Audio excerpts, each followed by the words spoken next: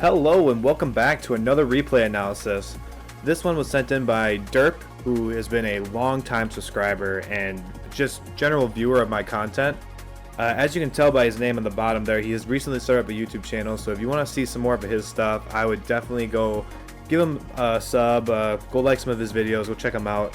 I'll leave him in his link in the description so you can go look at his stuff, but he sent me this replay in my Discord. If you want to get your replay analyzed by me, you'll just join the Discord in the link and then go to the coaching section and drop it there. Now that we got all that out of the way, let's get into this replay. It's a short game, very dominant performance by Blue here.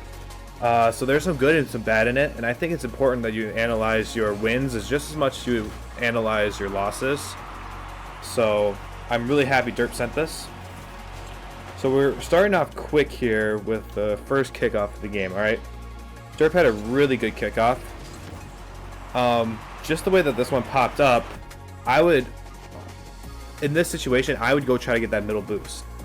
Power bottom is there in the corner. Gonna probably take control of this because they just got the middle boost, the corner boost there, and your boost, you have no boost at all. Like, you haven't even gotten a pad. So at this point, I would rotate back and get the middle boost and let your teammate maybe try to challenge this as they bring it out of the corner, who would probably have more boost than you. Tries to be aggressive and ends up just kind of flailing in the middle. Thankfully, teammates there to kind of cover for him. But now we're time to rotate back. Doing a good job here in the corner. Just very, very good control. Doesn't result in a goal, but that alleviates so much pressure. And I love this pass from Derp. Just being aggressive in your own corner and then being aggressive in your opponent's corner. You're already there. You kind of can risk keep going for it as long as you don't overcommit. So Derp doesn't overcommit here because Derp doesn't flip in his net, I should say. In his corner, he didn't flip. He comes it here. He hasn't jumped yet. He sees that he has an opportunity to freely jump for this and put it to the middle. And he does. And I would love to see Derp not try to go for it again. I'd love to see Derp point his nose towards his net and use his boost to drop and go support his teammate in case, say, Power Bottom dunks him or Griff Wiz in the net bumps him or dunks him, and then the ball is put to the middle and now you have a counterattack for Orange. Thankfully, his teammate was able to get a solid touch here. It's an awkward situation, so I think I'm okay with Derp continuously going for this ball. Not the best recovery. And, you know, kind of a manual half flip here. But I think it still works. You know, I think the idea is good. I think the idea that Derp was going for was good. Hey, I have an opportunity here to keep control of the ball. Let's do it. I just think it was executed poorly. Now that just comes to being more solid in your mechanics. This dog, if this dog right here starts tearing this bed up, I'm going to be upset. Anyhow, but no, this is just a flaw or a breakdown in mechanics. He didn't do exactly what he wanted to do with the ball, and that's okay. It was the right decision in my eyes. Goes against the boost. Now, good cutoff in the middle. Not the cleanest touch, but it ended up being so that he was the next one to touch it. So that's why this goal happened. Clearly, when Derp went for this, I would say he wanted to boom this really hard off the back wall, which is what I would want to do, or even just shoot it on net. But it didn't work out, but recovering well and then being aggressive led to a nice goal. So that kind of shows how recoveries and 2v2s is very important because it allows you to get to balls faster than your opponents, even after some awkwardness. Something we've seen with the Orange team. Okay, let's go back and watch this quick. I think that this is just a bad read by Derp. I honestly love his positioning. He's aggressive. He knows that ball is going to come out from the corner somehow. So I really agree with his aggressiveness coming up and trying to cut that ball off before Orange get it again. He just misread the angle. Honestly, as long as you're doing the right play and you just kind of mess up the mechanical or the read part of it, you're going to learn something from it. Like going back to the goal where Derp kind of messed up the dribble. Is he doing it? Look at this dog. Every time I record, this happens. Wild stuff. Anyhow, but no, it goes back to when Derp was trying to control the ball in front of the orange net, right? It was the right decision, it just wasn't executed perfectly. Same with that corner read. It was the right decision. Cut that ball off before orange can have it come out your own corner and have a nice shot. It just wasn't executed properly. Now that Derp has seen both those, maybe he practices more control, like dribbling the ball and controlling it from awkward drifts and sharp turns or sharp cuts. Or now he thinks about, maybe I should learn more corner reads and kind of see that more often, because it's happened now where he's gotten a goal scored on him because of it. So this is why you want to look at replays. You win and lose. In this case, I think this is another example of his teammate doing, I think, the right thing, honestly. Kickoff, huge kickoff win for Blue, right? Just bad mechanical execution, right? Looks like frequent Papa needs to work on double jump aerials and maybe reading balls off of the back wall. I mean, that was a very hard hit that's not going to happen very often off the back wall, so it was awkward and he didn't know how to use his car. Doesn't mean he made a bad play, I would say. It's just that he didn't execute the play he wanted to do perfectly. Good play here. I think there's a little disconnect here. I think Papa came up the wall and he's still boosting, so he is going for this ball. Derp decides to go for it as well, and this is somewhat of a double commit. I would say in this case, frequent Papa should have not continued to go for this. I think after hitting it out that far and having flipped, you're kind of out of this play. I would let the person who is angled and going towards the net attack this ball, because they will naturally just take the ball towards the net and attack. So I think in an attacking mindset, you want your teammate to go for that, but it's somewhat of a double commit, but also doesn't hurt anything. Another great example there of Derp just continually attacking out of the corner. There's no reason for Derp to rotate back in this situation, right? Because the play's still coming to him. He kind of stays on the wall for a sec, and he turns like as if he's going to rotate back, but the play is coming to him. So why not try to make a play here still? His teammate reads this, and it's still a great distance back. So this is a good example of, maybe not completely rotating back right away and keeping on the pressure. Now let's see what Derp does here. There's a nice setup here. When you have a setup this good, going for solo plays is fine, I think, especially with two people back. In 2v2s in general, you probably don't want to go for a lot of solo plays, especially if you're champ or below. Like, when I say solo plays, I mean air dribbles specifically, flip resets, ceiling shots. If you're not hitting those super consistent, sometimes going for those in 2v2s actually stalls all your momentum and all your pressure that you have. Like in this example, Derp does a great job of playing this ball here, and it's kind of two people back. He already hit it off the wall. I feel like this is a great opportunity to go for a solo play. He only has 24 boost, so it's not going to be anything spectacular, but it kills time and allows Blue to keep the pressure up. Now just recovering quickly and getting out of the way would be the best option here. Able to still get some pressure up. Starting to hang out a little too much upfield. Maybe trying to back off earlier would be better, but it works out. In this situation, I mean, Orange is screwed, You let this ball bounce out like that, you're gonna be screwed. If you're not aggressive on balls like that and you let them bounce like this, you are asking to get scored on.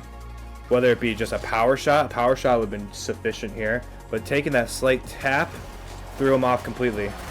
You gotta be aggressive. You gotta know that that's an easy goal. And Derp capitalized very well, attacking it towards the net. Kind of had an open net there, but that's all good. See, just some mechanical misplays. Missing the boost, missing the ball. That happens. Those aren't going to make or break you. Look at all the space Derp has. And watch what Derp does with this. Takes a touch, plays it up towards their net, and immediately follows it, and gets a nasty flip reset, if I do say so. And this is another time where going for a solo play is totally fine. Guess what? Boom, there's only one guy left now. It is a 2v1. If you go for a solo play and you miss, as long as you don't let Griff here on the orange wall, or on the orange net here, score or play this to off where it could be a counterattack. Normally, frequent Papa would be supporting, but like, yeah, that was a great time to go for a solo play. I think people who are champ and below don't know when a good time to go for a solo play is, and that can be a struggle. People who hit a flip reset one time in, you know, free play, decide to go for a flip reset every time in a real game situation, are hurting them and their teammates, you know, attacking chances.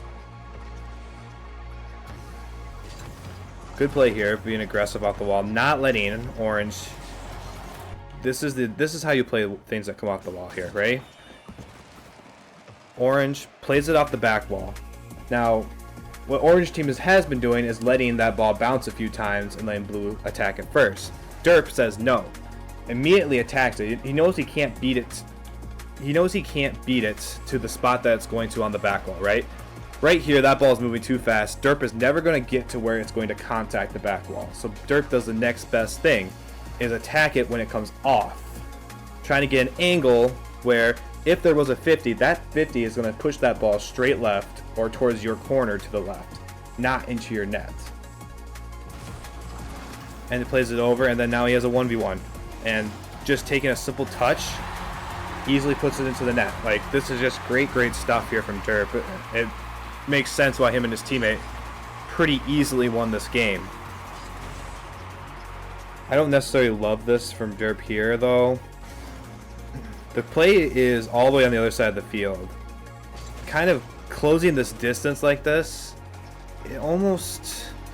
If Power Bottom was a better air dribbler, I feel like you were kind of out of this play and then you get scored on.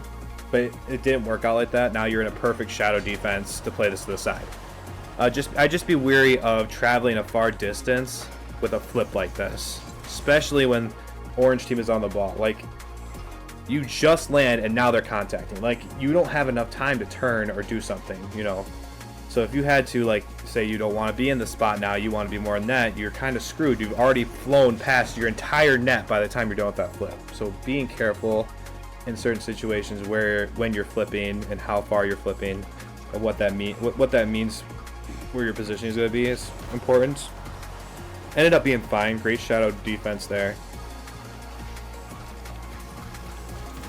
Good play there. Just solid. Not letting orange really get anything going. Ooh. Great defense here. Not letting orange get anything started. You see this. This is a good opportunity to creep up, but it's not a good opportunity to jump half the field away and try to go dunk this. The ball's not hit hard enough. It's not going to be in the air long enough by the time he gets there. And we see that. It's already well on its way down to the ground. So, and to add insult to injury here, your teammate's also on the orange side in their corner. Like, there's nobody in net. You have 12 boost. This could have been a very bad situation had you not bumped him and had frequent Papa not been so quick to attack that again. Like, you just need to be careful there. Great control. I see you went for a flip reset again. Totally fine. Like I said, great opportunity to go for a solo play. Air dribble probably would have worked better. But that's just because you messed up the flip reset. If you would have hit the flip reset, I would have said it was fine. So, executing your mechanics, that's all that is. And then we should have one more goal here. Yeah, orange team had good defense there. Not much there. Rotating back. Which is fine. Plays it to the side hard. And then, again, ready for controlling the ball.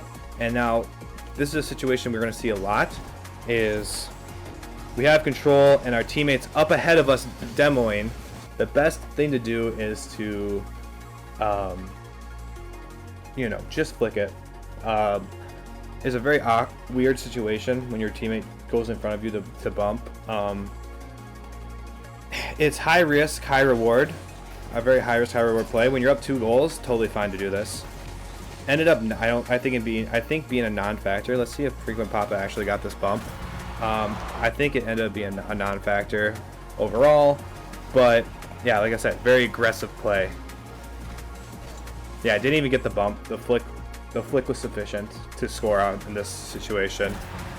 But it's kind of smart now. Flick it early here because it wasn't a good time to go for it.